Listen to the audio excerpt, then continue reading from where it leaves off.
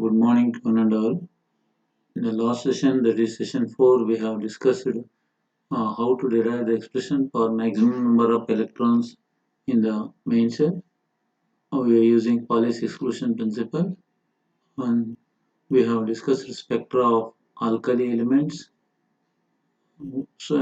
fine structure of sodium D line, Larmor precision, and we have also derived expression for magnetic moment due to orbital motion, that is Bohr magneton.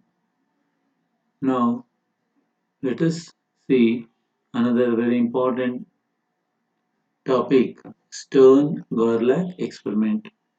You can expect questions on this experiment, that is Stern-Gerlach experiment.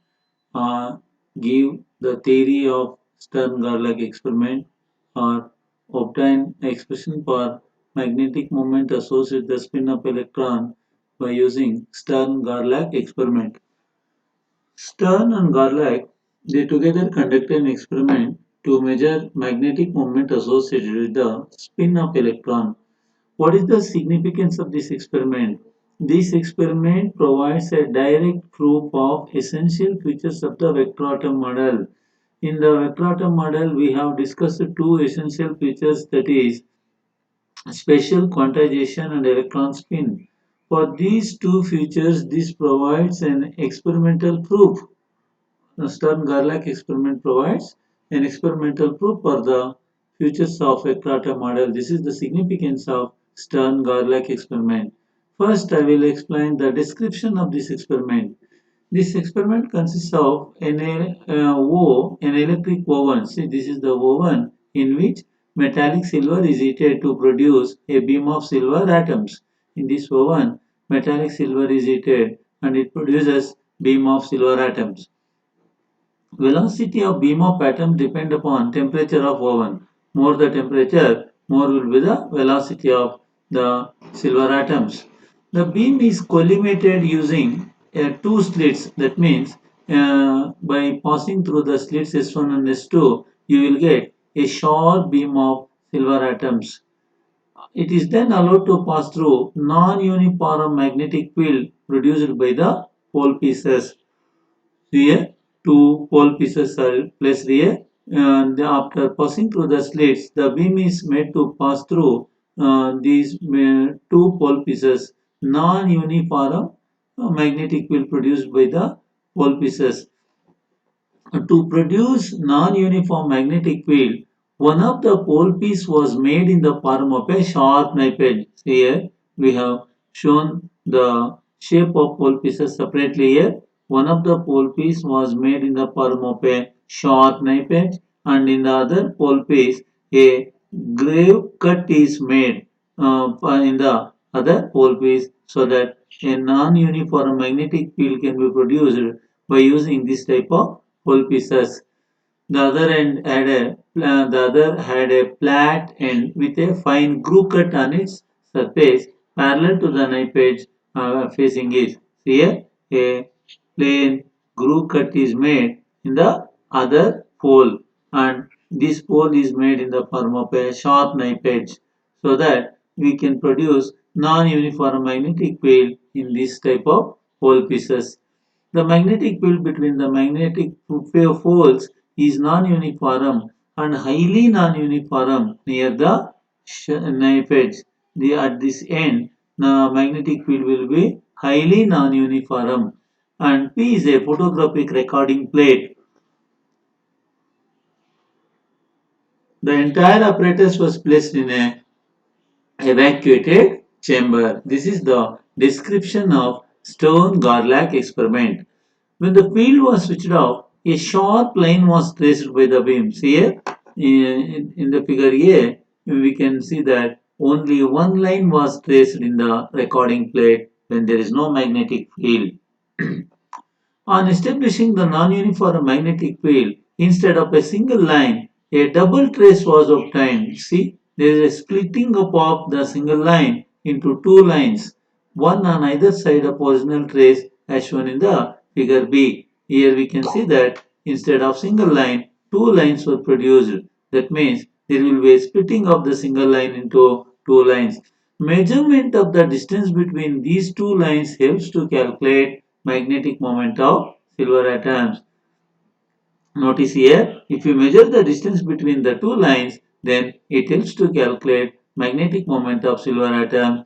The splitting of the beam in the presence of magnetic field provides a direct proof of existence of space quantization.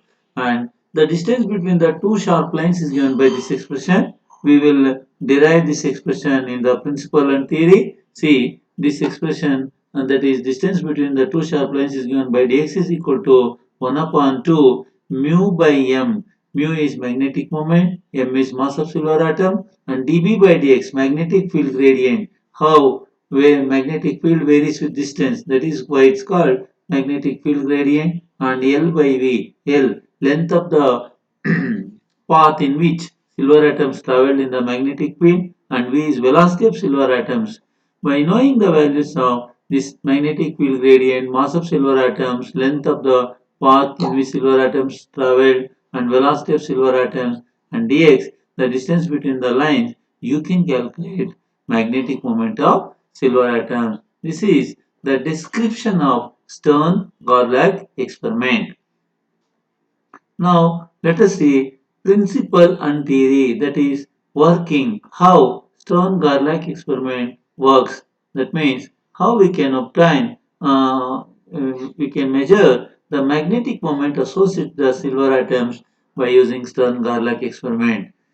According to Vectrata model, every atom is regarded as a elementary magnet, small magnet, tiny magnet, and the magnetic moment arising from orbital and spin motion of the electron. See here, in according to Vectrata model, any atom, every atom is regarded as a tiny magnet, and the magnetic moment due to this tiny magnet is produced due to orbital and spin motion of the electron. If such an atomic magnet, that means an atom, is placed in a non-uniform magnetic field, see here, this is very important point, non-uniform magnetic field, then each pole of the magnet experiences a different force. Because of non-uniform magnetic field, each pole experiences different force. This results in translatory displacement. Thus, the atom is deviated from straight line path. Here, because of different forces acting in opposite direction, the atom experiences a translatory displacement. That means it is deviated from straight line path. Let the magnetic field be non-uniform along x-axis so that dB by dx is the field gradient. See here, at along x-axis at this point magnetic field is B, but at this point it is B plus dB by dx L cos theta, where dB by dx is magnetic field gradient.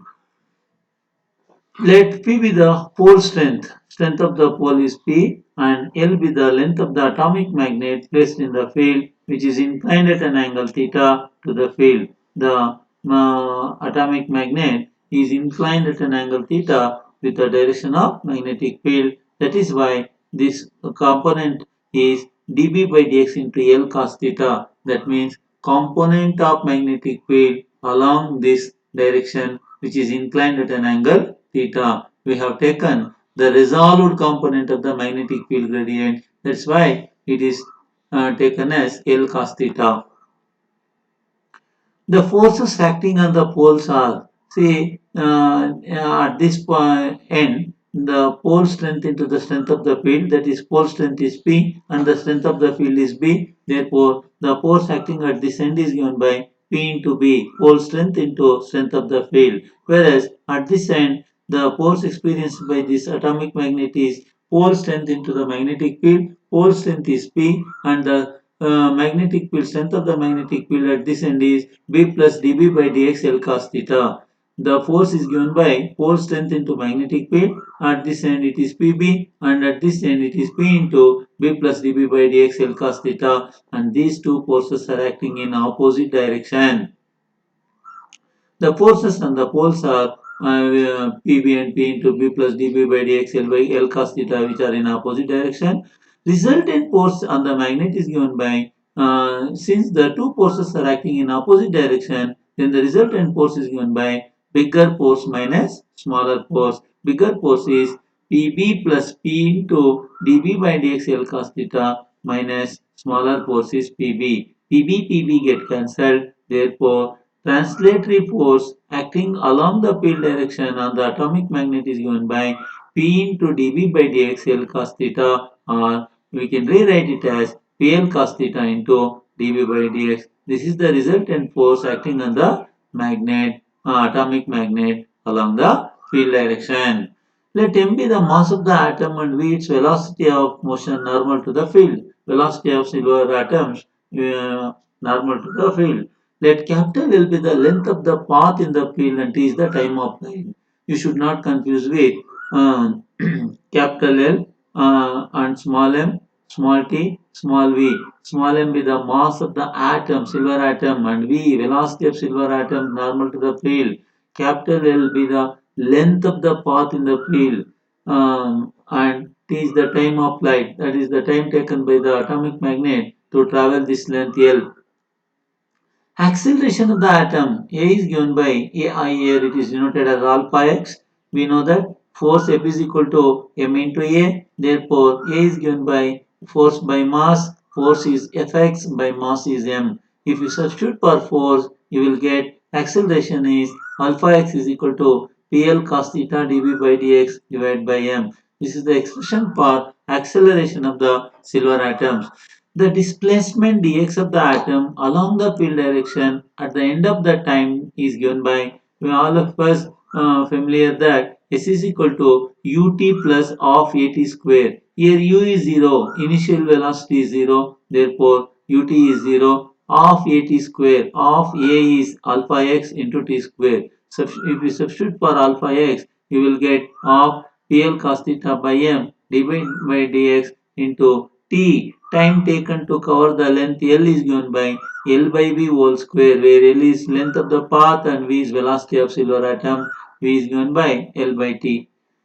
The magnetic moment of the atomic magnet is given by mu is equal to PL cos theta. PL cos theta is given by the magnetic moment. Therefore, the expression for displacement dx is given by 1 by 2. Instead of PL cos theta, you have to write mu, where mu is magnetic moment of the atomic magnet, by m dB by dx L by V whole square.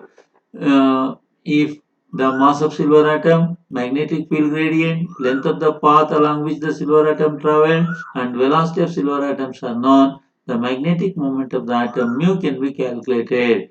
It was found to be equal to 1 Bohr magneton per silver. Here the value is found to be 1 Bohr magneton per silver. This confirms the electron spin concept of vector atom model. Further, the experiment also provides a direct proof of idea of space quantization. And see why the line splits into two lines. A single line splits into two lines when it is applied to a magnetic field. It is given by, since the value of j is equal to half, there are 2j plus 1. In this value expression 2j plus 1, if you substitute j value as half, then you will get two orientations of j in the magnetic field. That is why the beam splits into two in the magnetic field.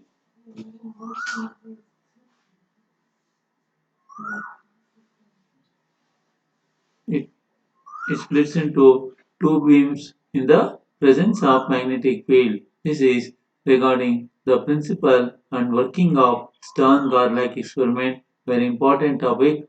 All of you can follow this. Okay. Next one is Zeeman effect.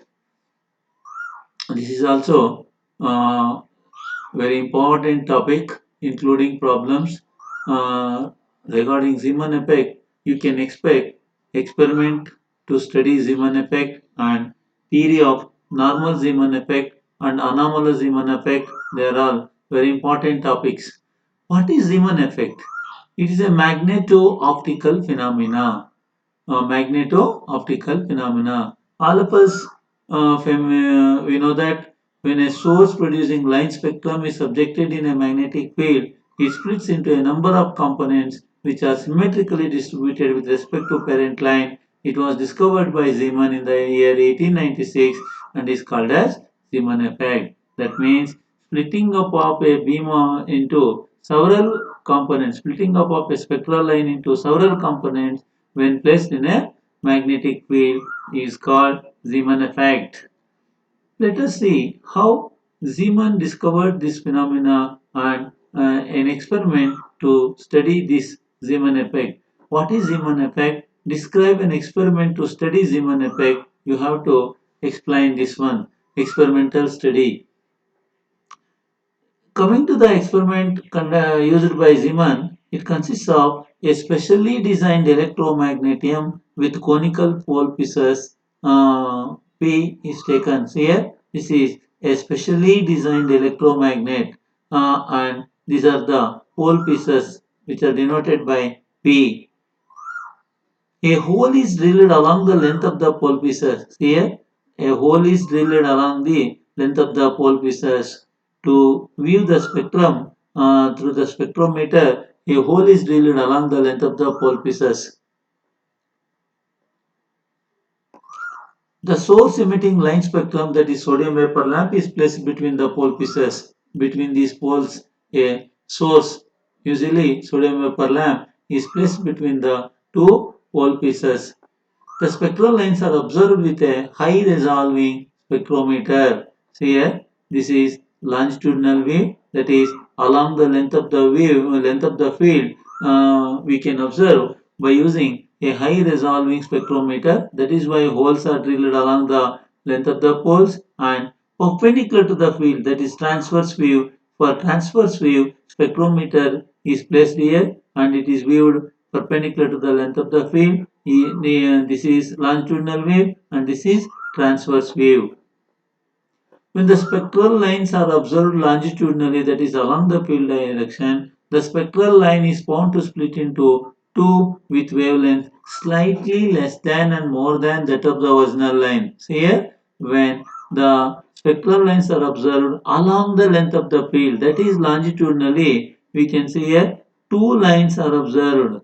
There is no original line. Instead of original line, two lines, one with a shorter wavelength, another with a higher wavelength, but original line disappears. This is the longitudinal wave in case of Zeeman effect. The parent line is not seen and the two lines are situated symmetrically with respect to the parent line. The change in wavelength is d lambda and this is called Zeeman effect or Zeeman shift. The change in wavelength d lambda is called Zeeman shift.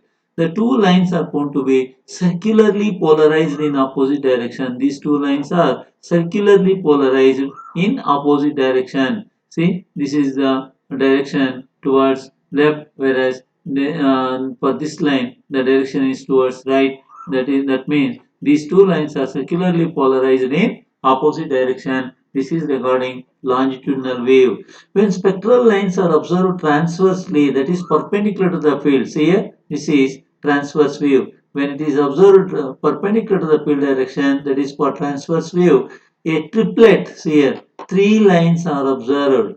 Three lines.